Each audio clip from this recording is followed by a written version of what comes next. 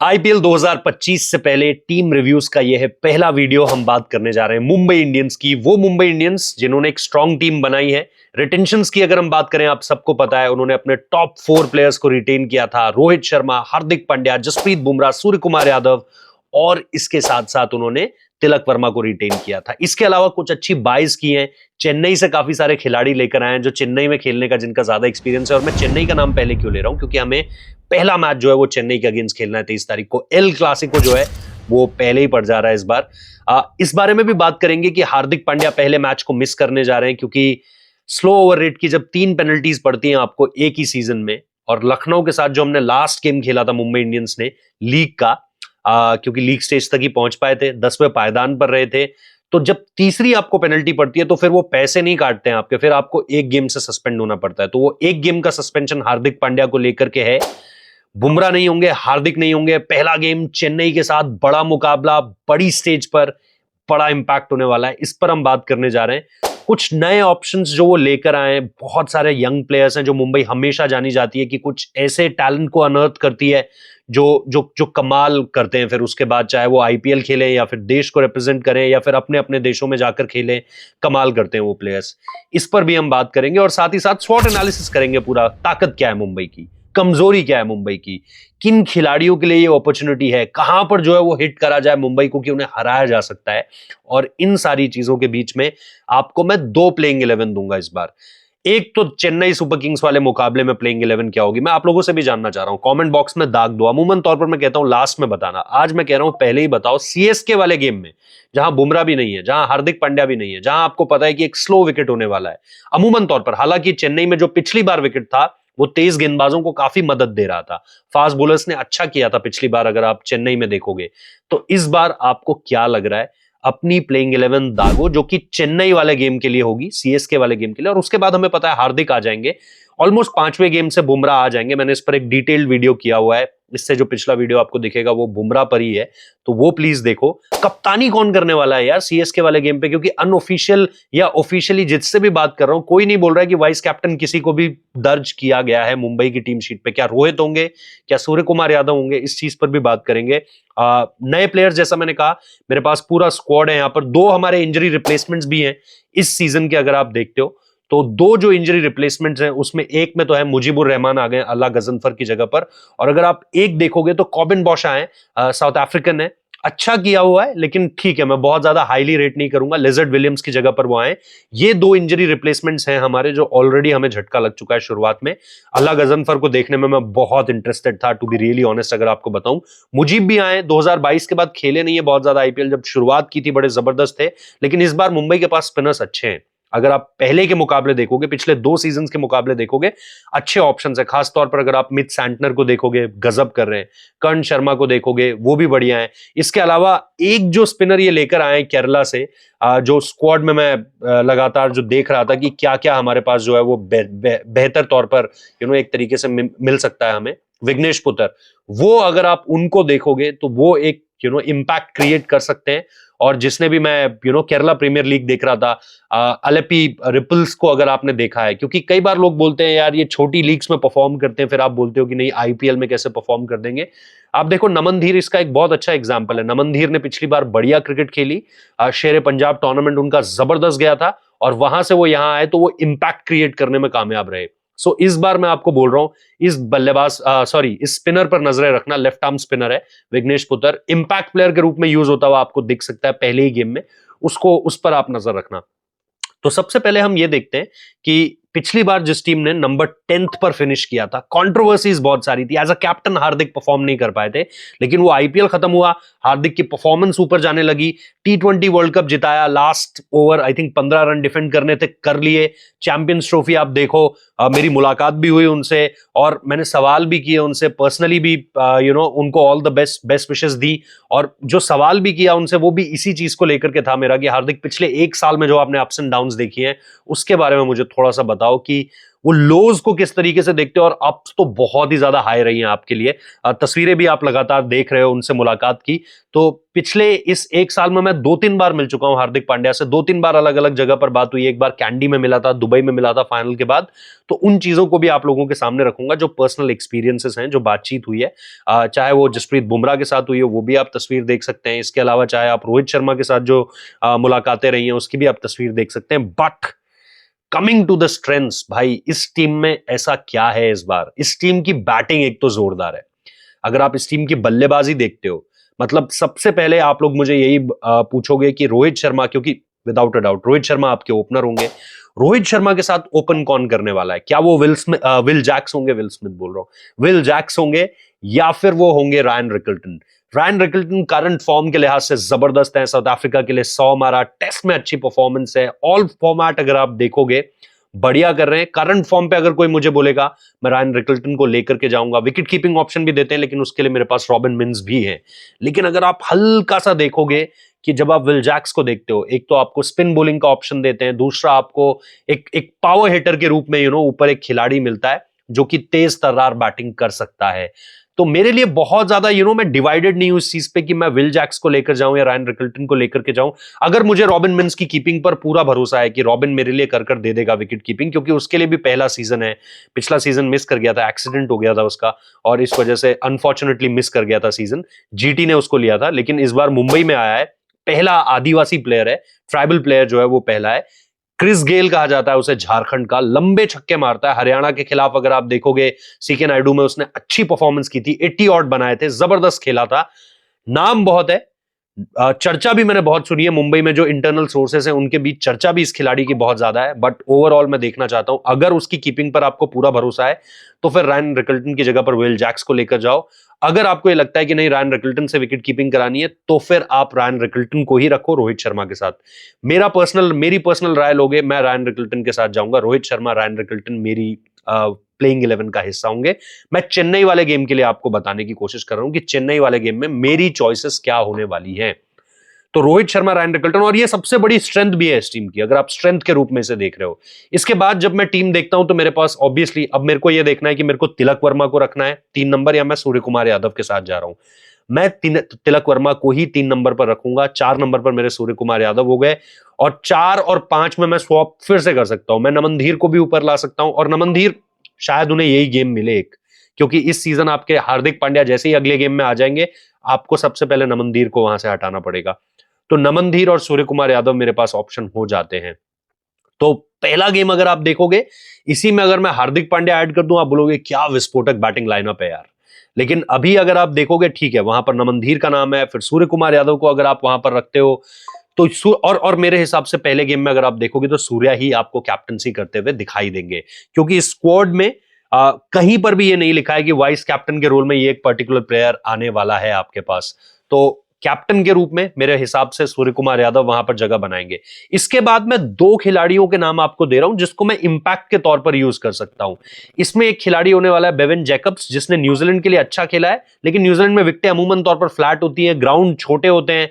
तो मैं देखना चाहता हूं कि वो यहां पर क्या करने वाला है। हालांकि अच्छा इंपैक्टफुल प्लेयर है बेवन जैकब्स, तो उसको कहीं ना कहीं मेरी 11 में मैं जगह दे सकता हूं एज एन इंपैक्ट प्लेयर। और इसके बाद मैं जिस खिलाड़ी को रखूंगा उसका नाम मैंने आपको पहले भी बताया, विघ्नेश पुतुर। उनको मैं रखना चाहूंगा इंपैक्ट प्लेयर। जैसा मैंने आपको बताया कि अगर आप एलएपी रिपल्स के लिए देखोगे तो उन्होंने अच्छा किया है वहां पे केरला प्रीमियर लीग में, और इसको मैं सीधे सीधे नमनधीर वाले एग्जांपल से जोड़ूंगा। शेर पंजाब में उन्होंने अच्छा किया था, आईपीएल में अच्छा किया। इधर से अगर आप लेकर आओ इन्हें, एलएपी रिपल्स के लिए इन्होंने अच्छा किया है। और वो एक कंफ्यूजन डालने के लिए कि भाई ये बॉलर जो है ना, वो थोड़ा सा आपको पिक करना इजी नहीं होगा, और इसको मैं लेकर आऊंगा एज एन इंपैक्ट प्लेयर बीच में कहीं। चेन्नई में मैं डाल सकता हूं क्योंकि मुझे पता है अगर विकेट वहां पर हल्का सा भी असिस्ट करता है तो मैं इनके साथ वहां पर जाना चाहूंगा। इसके बाद मेरा wicket keeper option robin mince होगा। जैसा मैंने कहा, मेरे को देखना है कि विकेट कीपिंग पे मुझे मुंबई को ज्यादा ट्रस्ट किस पे आता है। रॉबिन मिन्स जो कि अपना पहला गेम खेल रहा है, बड़ा मैच खेल रहा है, आईपीएल खेल रहा है, इस तरह की कंडीशंस में विकेट कीपिंग की हुई है। रायन रिकल्टन इस तरह की कंडीशंस में नहीं की हुई है विकेट कीपिंग, लेकिन बढ़िया किया हुआ है जब आप एज अ विकेट कीपर उसको देखते हो तो। सो मुंबई को जिस पर भी भरोसा है, मैंने रायन रिकल्टन पर भरोसा किया है। रॉबिन मिन्स मेरे पास वहां पर एक मुझे पावर हिटर मिल जाएगा, ऑब्वियसली अब उसे बताना है कि वो सिर्फ झारखंड का क्रिस गेल बनना चाहता है या आईपीएल का रॉबिन मिन्स बनना चाहता है। मतलब आईपीएल का क्रिस गेल इसलिए नहीं बोल रहा हूं क्योंकि क्रिस गेल तो एक ही है भाई, और इसीलिए रॉबिन मिन्स को दिखाना पड़ेगा कि वो फिनिश कर सकते हैं या नहीं, स्पेशली पहले गेम में in the absence of Hardik Pandya. Tim David आपके पास है नहीं, पोलार्ड जैसे खिलाड़ी, तो आपके पास लेगेसी है, एक फिनिशर्स की आपके पास एक लेगेसी है। कृणाल पांड्या को भी उस पर ऐड कर दो, तो वो जो एक फिनिशर्स की एबिलिटी है ना, उसको रॉबिन मिन्स को दिखाना पड़ेगा कि यार आकाश अंबानी आपके बारे में बात कर रहे हैं यार, सो आप में बात होगी। तो वही चीज मैं देखना चाहता हूं रॉबिन मिन्स के साथ। इसके बाद मेरे पास बॉलर्स के ऑप्शन आते हैं। मिच सैंटनर बहुत गेंदबाजी की हुई है चेन्नई में, उनको मैं डालूंगा। एक करंट फॉर्म के लिहाज से भी बहुत तगड़े चल रहे हैं, बैट से चिप इन कर सकते हैं, वो मेरे एक ऑप्शन होंगे। दीपक चाहर, जो ऑब्वियसली विदाउट अ डाउट इस बार वो डेथ बॉलिंग के बारे में भी काफी बात कर रहे हैं। मैंने इंटरव्यू किया था दीपक चाहर का करीबन आज से 2-3 साल पहले, तब से ही वो डेथ बॉलिंग को लेकर के काम कर रहे हैं। ये आप तस्वीर देख सकते हैं इंटरव्यू की, और वहां पर भी उन्होंने मुझे बताया था। बल्कि उस इंटरव्यू में क्या हुआ था, ईशान किशन भी बीच में आ गए थे। ईशान किशन बिके थे 15 करोड़ 25 लाख के, आई थिंक 15-25 के शायद दीपक बिके थे, 14 या 14.75 के करीबन ईशान बिके थे। आप लोग कमेंट बॉक्स में बताना। तो वो इंटरव्यू बड़ा ही दिलचस्प इंटरव्यू था, कमाल का इंटरव्यू था। तो दीपक चाहर के इंटरव्यू में ईशान किशन भी आ गए थे, तो ये बढ़िया एक इंटरव्यू हो गया था। सो जब मैंने उनसे उस वक्त पे बात की थी तो वो डेथ ओवर्स के बारे में तब भी बात करते थे कि मुझे डेथ ओवर्स में गेंदबाजी करनी है, मैं बेहतर करने की कोशिश कर रहा हूं, और उनका इकोनॉमी रेट भी बहुत अच्छा है डेथ ओवर्स में। अगर आप देखोगे एमएस कम यूज करते थे क्योंकि ऊपर उनको पोटेंशियल ज्यादा लगता था इनके पास डेथ ओवर्स में। फिर ये शार्दुल ठाकुर से करा लेते थे, उस समय पे ड्वेन ब्रावो से करा लेते थे, तो चेन्नई के पास ऑप्शंस थे। मुंबई के पास in the absence of Bumrah options नहीं है। तो आपके पास एक दीपक चाहर का नाम आता है, फिर कर्ण शर्मा को मैं खिला लूंगा, उसने भी बहुत गेंदबाजी वहां पर की हुई है। 2 spin option, proper spin options के साथ तो मैं जाऊंगा ही जाऊंगा। और फिर एक मेरे पास मेरे बोल्ट ही होंगे, ट्रेंट बोल्ट मेरे पास होंगे ही होंगे। ये इन the absence of Hardik Pandya और जसप्रीत बुमराह। जब हार्दिक पांड्या आ जाएंगे मैं नमन धीर को हटा सकता हूं वहां से।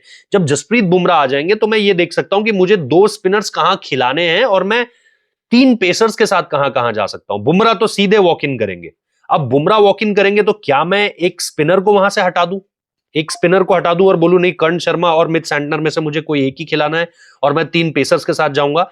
ये मेरी क्वालिटी तब तक बता देगी मुझे, मेरे 4 या 5 जो मैचेस हैं विदाउट बुमराह उसमें कौन अच्छा कर रहा है। दीपक चाहर कैसा कर रहे हैं, ट्रेंट बोल्ट कैसा कर रहे हैं।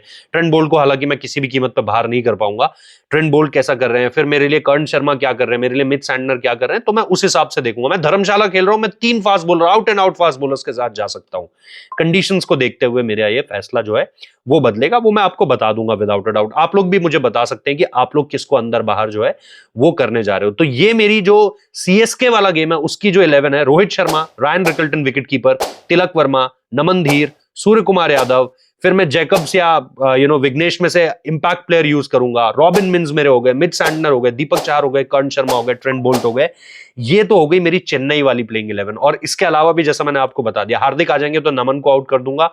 और उसके बाद अब मेरे को इसमें एक जो मसला है वो ये मसला है कि मेरे लिए डेथ में गेंदबाजी कौन करेगा। दीपक चाहर अगर वहां पे परफेक्टली पूरी तरीके से इंपैक्ट नहीं क्रिएट कर पाते हैं, जो मैं अभी नहीं सोच रहा हूं, मैं सोच रहा हूं कि वो कर जाएंगे। मेरे पास एक गेंदबाज और है यार, और इसका मैंने बड़ा नाम सुना है, ये है वेंकट सत्यनारायण राजू। इनके बारे में आप देखना, आंध्रा के प्लेयर हैं और इनकी भी बड़ी गजब की परफॉर्मेंसेस हैं। 135-40 स्पीड इन ऑपरेट, 135 to 40 करते हैं, लेकिन ऑप्शन वेरिएशंस बहुत सारे हैं। एज अ बॉलर इनके पास वेरिएशंस बहुत सारे हैं, तो वो एक ऑप्शन इनके रूप में मुझे दिखता हुआ नजर आ रहा है जिनको मैं यूज कर सकता हूं। कॉर्बिन बॉश मैं बहुत बड़ा फैन नहीं हूं, मैंने आपको पहले भी बोला।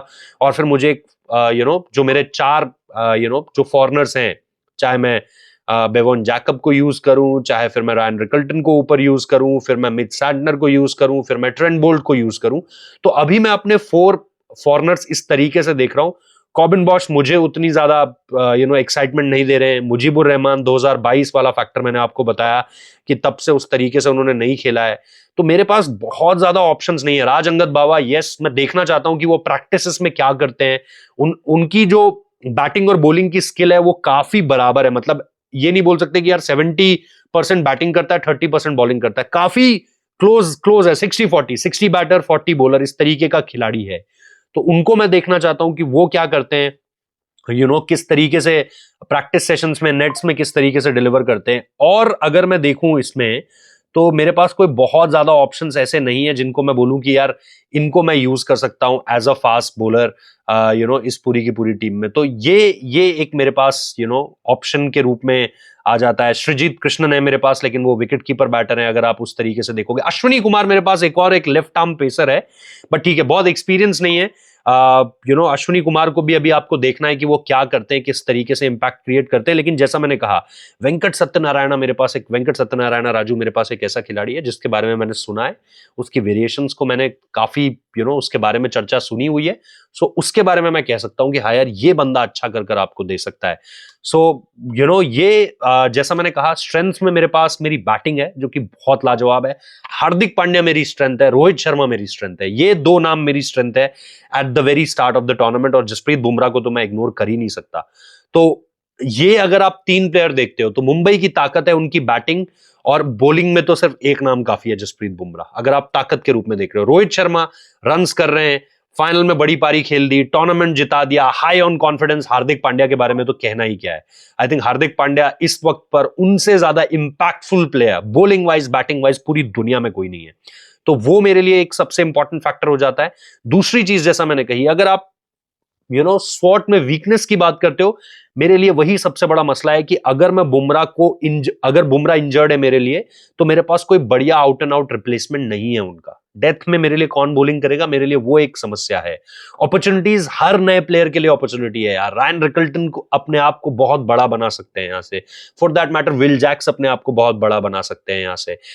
या फिर अगर आप बॉलिंग ऑप्शंस में, जैसा मैंने विघ्नेश का नाम लिया, विघ्नेश के लिए एक बहुत शानदार अपॉर्चुनिटी है।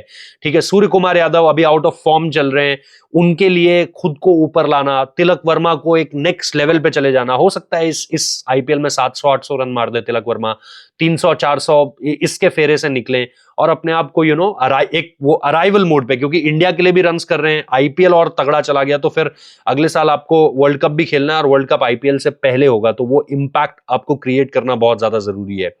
थ्रेड्स, जैसा मैंने कहा कि इंजरी के टाइम पे मेरे लिए कौन बढ़िया कर पाएगा, वो मेरे को देखना है कि वहां पर मुंबई को आप हिट कर सकते हो कि भाई देखो, आपके पास रिप्लेसमेंट्स नहीं है।